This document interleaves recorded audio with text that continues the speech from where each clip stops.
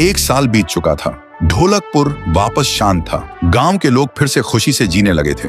हर पूर्णिमा को लोग एक दिया जलाकर ठुन ठुन ठुन साहुर को याद करते थे। पर एक रात कुछ ऐसा हुआ जो फिर से सब कुछ बदल के रख दिया। लाशें फिर से मिलने लगीं। हर 2 दिन बाद किसी न किसी के घर के सामने एक कटी हुई लाश पड़ी होती। गांव फिर से कांप उठा। एक दिन सब लोग महाराज के पास पहुंचते हैं और रो रो कर गांव की घटनाओं के बारे में बताते हैं। रात को महाराज 2 सेनापतियों से कहते हैं, जाओ और खोजो इस कांड के पीछे कौन है। लेकिन सुबह सिर्फ उनकी लाशें लौट कर आईं। एक का सिर था ही नहीं, दूसरे के पैर कट चुके थे।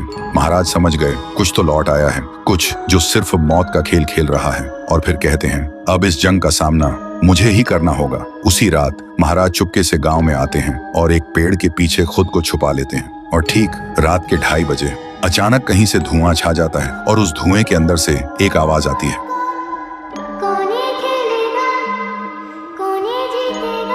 और फिर धुएं के बीच से निकलती है एक गुड़िया, गोल आंखें, एक बेजान सी मुस्कान, लेकिन चेहरा मौत का पैगाम। वो गुड़िया एक घर के गेट तक जाती है और बच्चों जैसा एक गाना गाने लगती है। उसके गाने की आवाज सुनकर एक आदमी बाहर आता है और अगले ही पल वो गुड़िया उसका सिर चबा जाती है। वो आदमी तड़प तड़प के वहीं जमीन पर गिर जाता है। महाराज सब कुछ देखते हैं। उनकी आंखें भर जाती हैं। उन्हें समझ आ जाता है इसके सामने जाना मतलब खुद का अंत लिखना है। अगर आपको जानना है गुड़िया के साथ आगे क्या हुआ तो इस वीडियो को 1 लाख लाइक तक पहुंचा दो और कमेंट में लिख दो पार्ट 2।